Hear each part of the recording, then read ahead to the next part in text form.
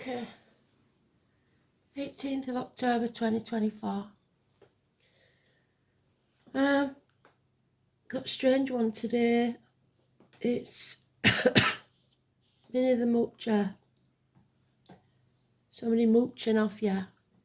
User. In this case it was a female. Took all his money. Minnie the Moocher.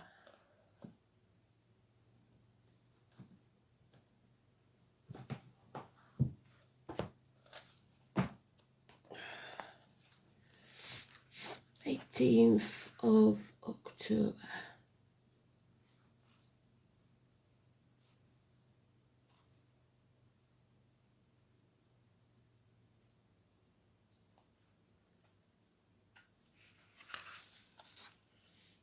Moon is in Taurus, that's all it says. So, she was a low-down hoochie coocher. So she probably messes around as well. Which isn't good, is it?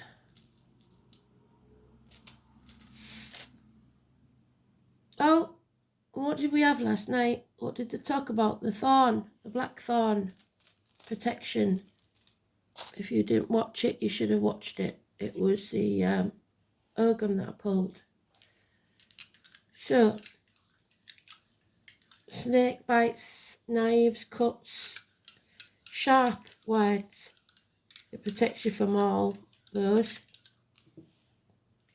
We've got Cancer, home and family life. We've got the second house of Taurus again, which is the moon. And we've got Mars war. And they talked about Mars a little bit yesterday. So, interesting. That energy of the full moon hasn't dwindled. So still be careful with your words. Don't back down, but don't get aggressive either. As it could be your downfall.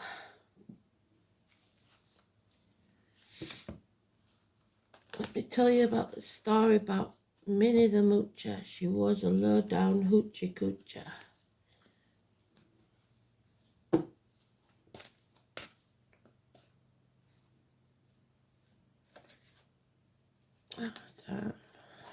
Okay.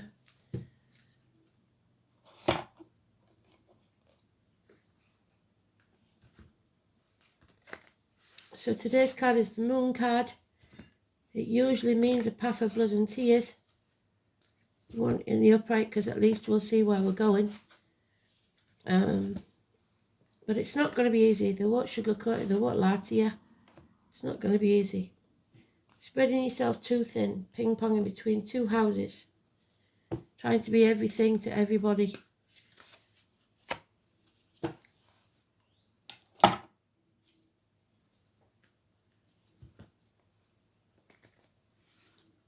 Something's got to give, obviously.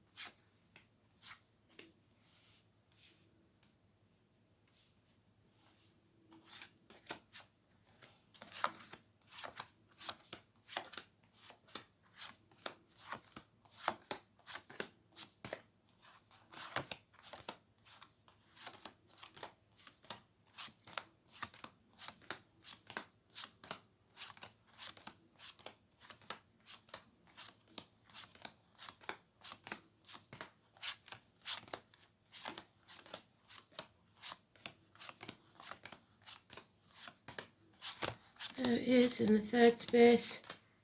The eclipse looking at me, but it's in the reverse. So path and blooded tears, and no light at the end of the tunnel that you can see as yet. So letting negativity overcome you. Pushing yourself too hard, doing too much.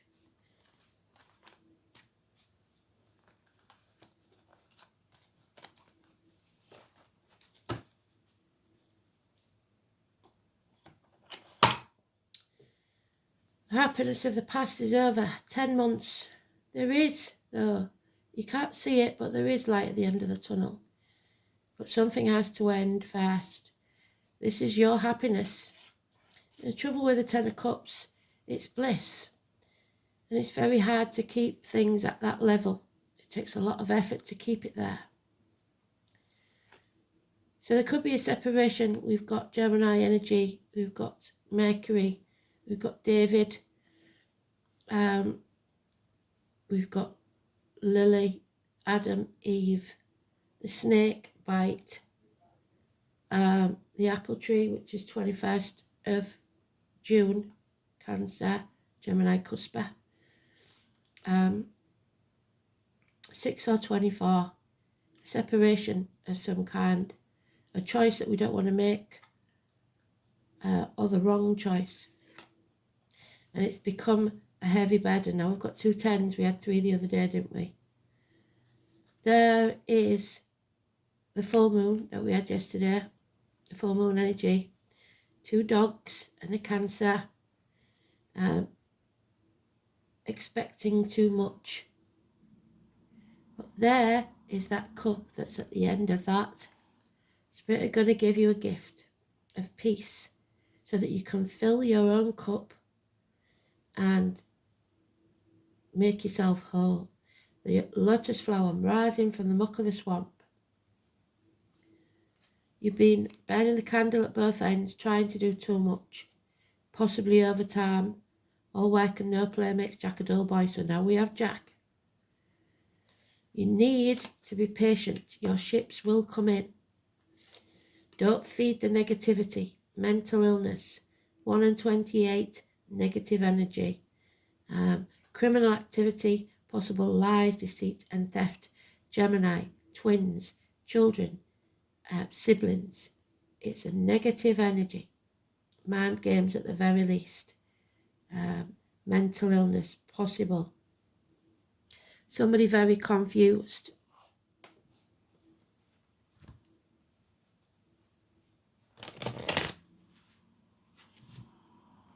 The 9 realms.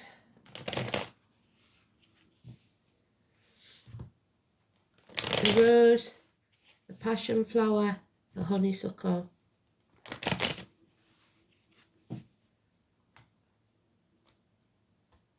So Gemini energy all over this. Probably when the moon goes into Gemini, which will be maybe tomorrow. Yeah, something out of the blue in the next 8 days to send you reeling. A negative event or happening. You're going to have to fight for what you want. You can't sit there stuffing your face and watching Netflix hoping it'll blow over, because it won't. 4 months. Walk of shame. Guilt. Blame. You've got to let go of that. Stop overthinking it. One night stands for some. Up in your head, trapped. You've got to come out of that so that you can grow as a person, as a soul.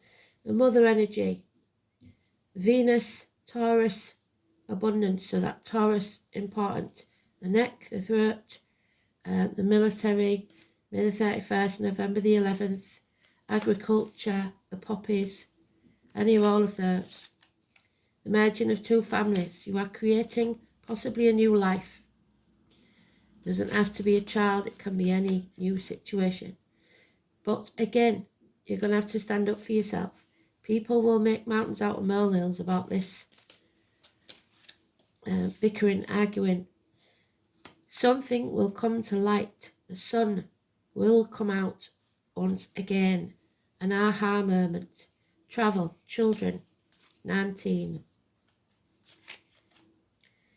There is a violent man or a man of confused mind. The Libra energy, doctors making bad decisions, priests giving bad advice, a professional giving bad advice, perhaps a lawyer. But it's Libra energy above all, a divorced or widowed man. Somebody is blind to what's going on and needs a day off or some peace of mind. The door's not open, you're not going in. So this is a rejection. And we talked about whether you was ready to go through this door or not, didn't we? You're probably never going to be ready for this sort of rejection.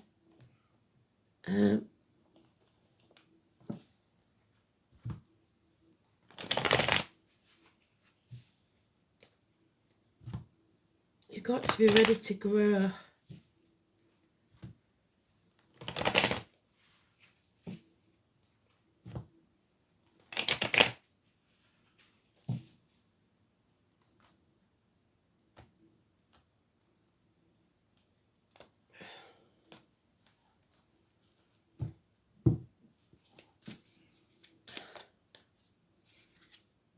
Yeah, there is some sort of something that's waiting to be created that can't be. 9 months, negative energy, the answer is no. Somebody acted in haste and they will repent at leisure. This is a lesson we all have to learn. Sagittarius energy, unfinished business, study, universities, hips and thighs, weight gain, weight loss. Let go, don't try and control it, don't chase it. What's yours will always be yours, can't be taken from you. If you're separated from someone and you're meant to be together, they will return. It could be years from now, days from now. And then they will accept, or you will be accepted. The Spirit will give you the gift of that you was rejected from. So grab any and all opportunities that comes your way. There's a lot of confusion here, but you do have options. Dreams. Yeah, what's coming to light is what somebody's been doing behind your back. Possibly communicating late at night. More bickering, more arguing. And feeling unable or unwilling to move on because you're dragging the baggage of the past with you. There's enemies here, and those enemies may well be yourself. You've got to let go of the past. So, harsh words spoken, not a pretty picture that the painting for us there. Words being spoken. Harsh words. For some it will be a bite, so you'll see a doctor.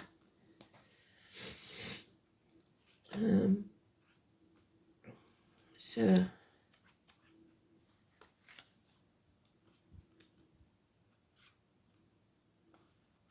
the thorn, the sword, Thorazaz. The thorn is the most sharp and evil thing to take a grip on, extremely grim for any man who rests among them.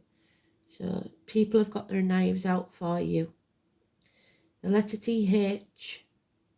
The Anglo-Saxons, this rune was thorn, while the Vikings it was known as Thurs, so Thursday.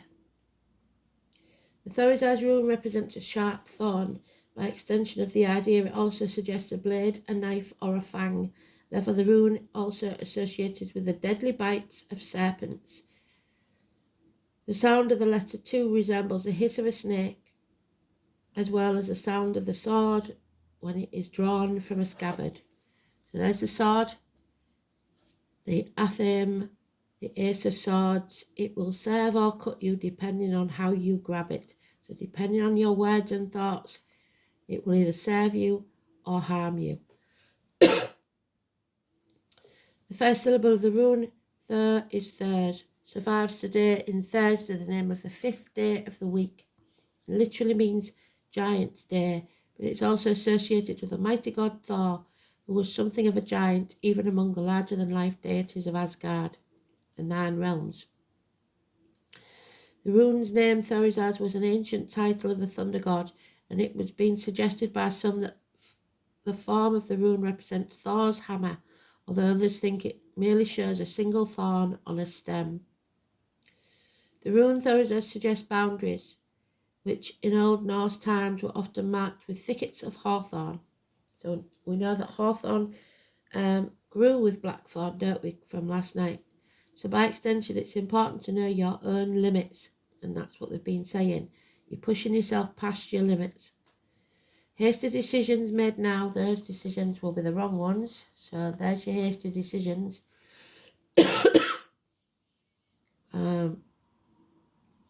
So it's definitely not a time to forge ahead regardless, because you will regret them. Because of the rune's association with sharp objects, fangs and snakes, Thurizaz may indicate a time of personal risk. There may be people around you who are being less than honest, yes, who do not have your best interests at heart. In business matters especially, extreme care must be taken, for there is a danger of being let down or betrayed, yes. However, this can only occur if you're not sufficiently vigilant. So if your attention has been elsewhere.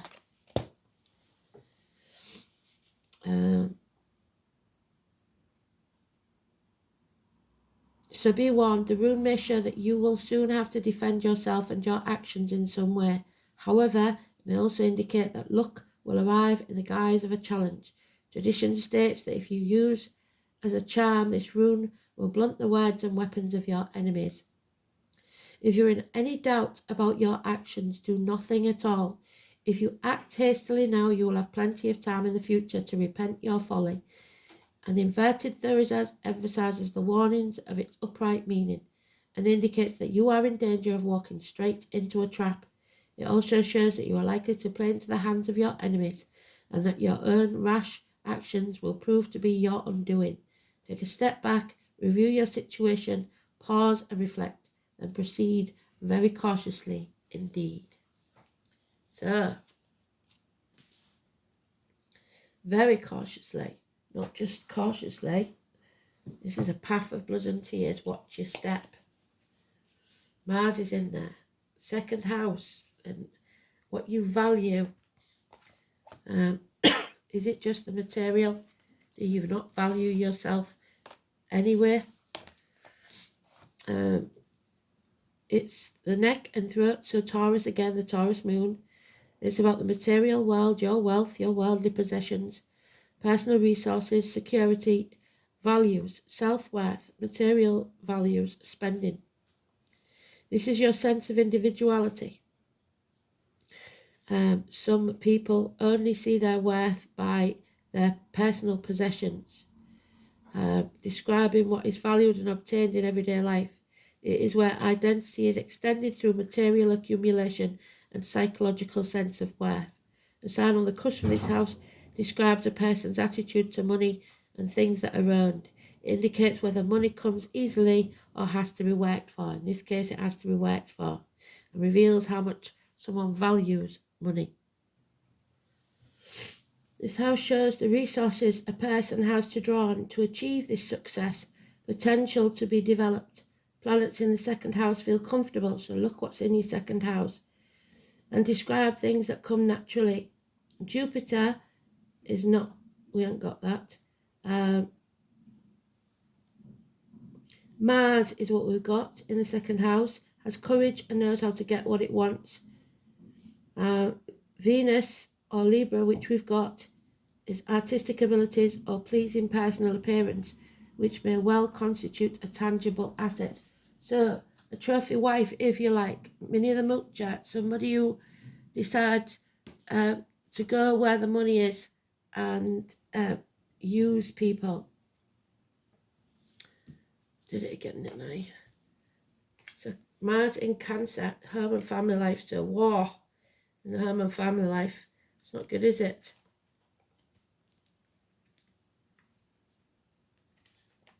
And there's the sword again.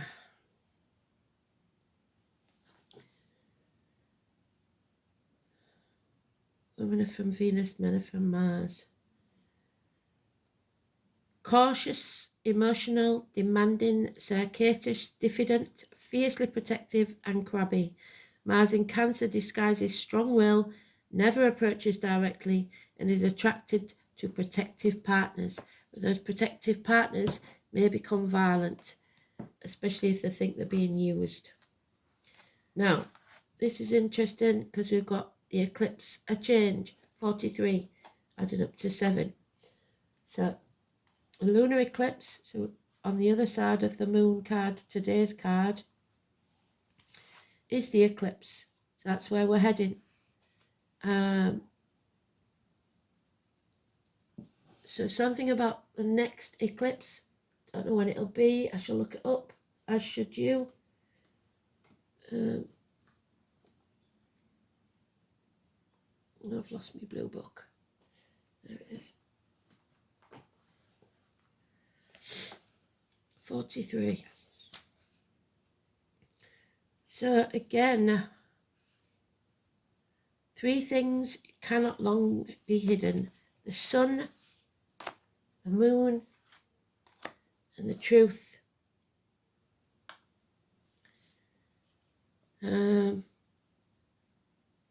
So Buddha turned his back on everything he'd ever known to walk his true path. 27, the grandparents. The lunar eclipse takes place when the Earth is directly aligned between the sun and the moon. The Earth blocks out the sun, causing the moon to be in the Earth's shadow. It can only happen during a full moon. While the solar eclipse lasts only for a minute, the lunar eclipse lasts for hours. So we've got to get to that point. Ancient people were extremely frightened by eclipses because they believed a great serpent, again the snakes, those born in the year of the snake, was taking a bite out of the sun and moon. Eclipse can bring on times that seem shadowy and disordered, but they are not necessarily bad and should not be viewed as such. We are meant to be thrown off balance to make necessary changes. It's a time of seeing the light. There we go. Something comes to light. And focusing on something you have either put off or didn't exactly notice coming. So something out of the blue. The lunar eclipse card presents itself in a reading. Dramatic changes are in store. Such changes are likely to be unexpected ones, the kind that might seem hard or will take some special effort on your part. So there's the effort that you're putting in. This will not be gradual, easy, barely noticed transformations. Your world will be rattled. It will seem more like a revolution. Do not be alarmed, however, because the altering of your life is essential to get you where you need to be.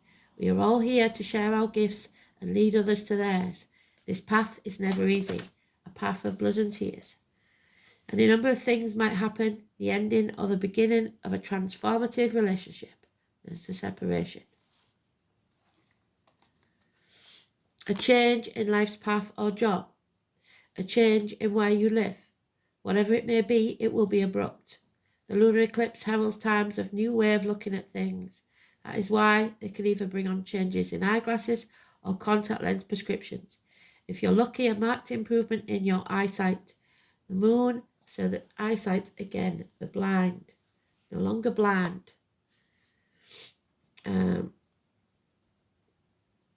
The moon also has a connection to the brain, so there we go, the brain. Thus, you may find yourself more in tune with unseen energies and experience moments of revelation. Whatever the issue, it's been brewing for a while, and things are about to bubble over. It could be a partner or would-be partner who wishes to take the relationship to a new level. I would be wary of that. Since the moon symbolises our emotions, you probably already sense what this change should be and will not be completely surprised by it.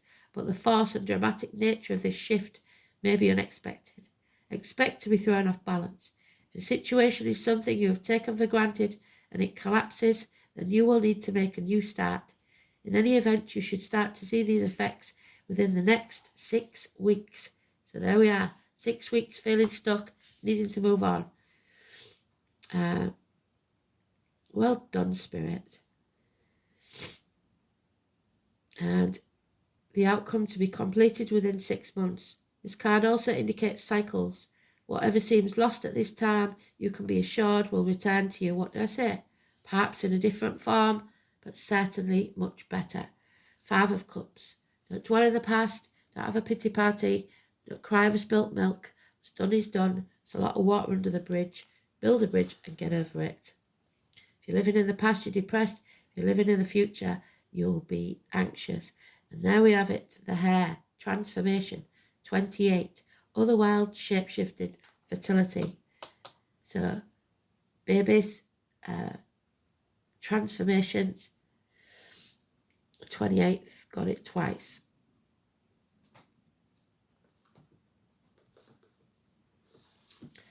A wounded leg, for some, Chiron, a wounded young lady. So there is much symbolism to the hare. So the year of the rabbit, the Celtic warrior Oisin hunted and wounded a hare in the leg. He gave chase and followed it underground, only to find a young woman bleeding from an injured leg. Things are never what they seem. Hence the hare's connection with the other world and shape-shifting. One of the traits of the hare is its amazing ability to literally turn on a dime at great speed, and you're going to need to do that. It is prey to many things, so a lot of people will be after you, but can evade capture extremely well. When the hare crosses your path, it's a symbol that you may need to change direction, especially if you're a little stuck in your ways and need to change your tactics. It can also mean that you're moving too fast or need to move faster so as not to be caught. The hare in many ways is about movement and shifting fast. They are also synonymous with their ability to replicate, making them a symbol of fertility. So again, there's a very real chance of something being creative, a baby born. The hare moon, or the moon gazing hare, is known for. Is there something you need to grow? Yes, there is. Spirit's told us that we need to grow with the mother energy. There she is. A project, your bank account. Abundance can come in many forms.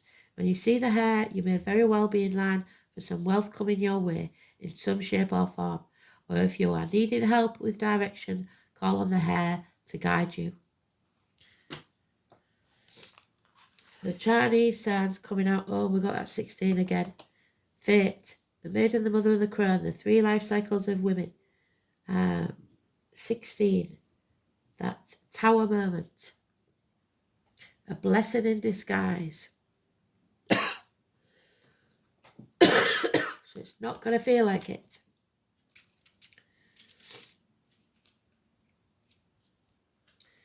Known by many names, the 3 fates spin, measure, and cut the thread of your life. They determine how long your life will be and what you will make of this time on earth.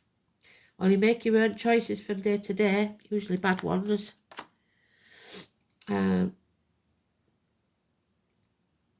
and moment to moment, the larger tapestry of your destiny is in the hands of the wise ones who see it from start to finish. Aligning yourself with that destiny leads to great success. So even if you suffer a rejection or something unexpected that's not very pleasant, know that they aren't doing it to hurt you. They're doing it so that you've got something better in the future. There are larger forces at work in this present situation, and fighting against them is not constructive. You are being guided towards your truest and highest purpose, which may not be revealed until a much later date, so go with the flow, and I think it will be the next eclipse. This is about your destiny, your karma, your choices. You must be aligned with your true nature of your destiny. If your life ended tomorrow, what would you regret? And then see to it that you don't have to regret it. 33, the Witch's Garden. So number 3, massively important. The stars will align when all the ingredients are together at the right time. So divine intervention. So we're looking for the numbers, we're looking for the star signs when they're all in alignment around a lunar eclipse. This is what I'm getting. So we need to check the astrology, see if we can find it. Let's do some detective work. It looks like 1 year, but it may be as many as 8.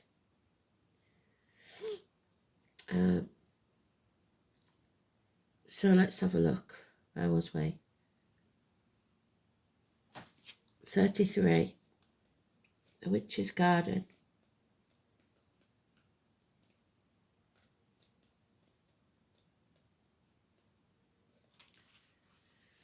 And it has many planets. It has no Latin name. The moon, the sun, so the eclipse, Mercury, we've got there. Well done, Spirit. Where's he gone, the magician?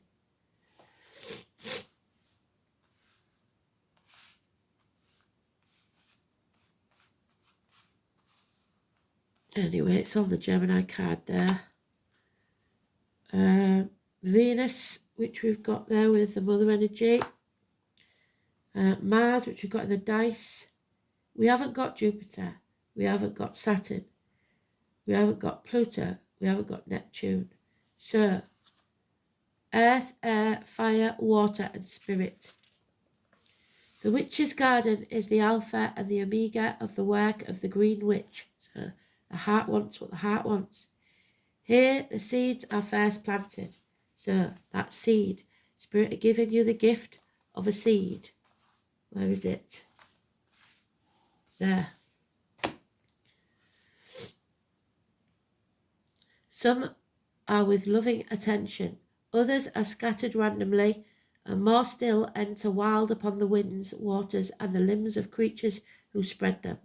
The Witch's Garden is filled with both cultivated beauty and wild weeds. Both are welcomed here in this garden. Things take root and grow, often in places other than where they've been planted, showing the same defiance in the green world that a witch has to our greater society. We will grow where we want, not always where we're planted. The green allies of the Witch's Garden bloom and bear fruit or go to seed and begin the cycle all over again. The garden contains medicines and poisons, both held in beauty. Many require careful tending and demand our attention, but most grow wild, doing better in disturbed soil than behind a perfect picket fence. Many of the darkest and deadliest of plants need full sun to grow their shadowy powers, and others need the shade of the north side or beneath a tree, as if in a forest with dappled sunlight. Many of the witch's banes are quite thirsty and need more water than you would expect to thrive, but can also survive the drought. The garden welcomes the insects and arachnids, the creeping, crawling worms and slugs, the four-legged and winged creatures that may come to feast and heal. Nothing must take too much, for the witch has her own plans for the medicines and magic. So don't allow anyone to take too much from you. You can't spread yourself too thin. The medicines in the garden are all medicines, but in truth it is the return to the earth and all that it has to offer beyond the single virtue of any one plant. While still a garden, the Witch's Garden harkens back to the mystery of the hedge and the meadow, so again the blackthorn and the hawthorn, the valley, the swamp, the muck of the swamp, the forest, all that is discovered in each place. The Witch's Garden is our attempt to bring a bit of each sacred place to our home, to our own land, to see our allies each day growing and thriving all around, and through them keep more connected to the mysteries of nature further afield.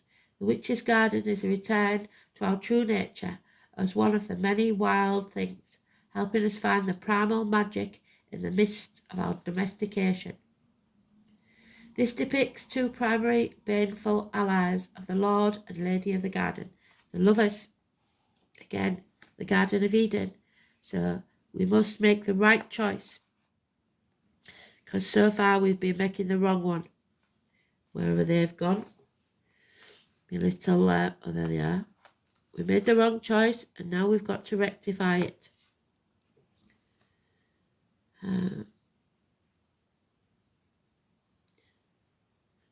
Mandrake and Datura, sorry. The lord of the mandrake is in both flower and fruit, indicating both the potential and the fulfillment of potential, while the lady of Datura has her white trumpet flowers wide, delivering divine messages and psychic information. Individually, they each bring their virtues of their own plant spirit, as written in their own entries, but together they are a mix of manifestation and reception, so you have to be open. The twin powers to receive information, and so twins again, and ideas, and then act upon them as a magical force of creation. The two gather around the pentacle, which is protection, the witch's star embodying the 5 elements, earth, air, water, fire, and spirit, at the topmost point. So the David star again. These are the foundation stones of our garden, the material, emotional, mental, energetic, and spiritual components that go into the actual garden we grow, but most importantly, to the inner gardens of our soul that we tend. The witch's garden asks you to seed. So what seeds, are you tending in your garden? Is it seeds of revenge? Is it seeds of toxicity? Or is it seeds of love? Around them are the flowers from the garden, including the sunflower, the moonflower, so again, the eclipse, the 5-petaled rose, so again, the rose, and that's the spiritual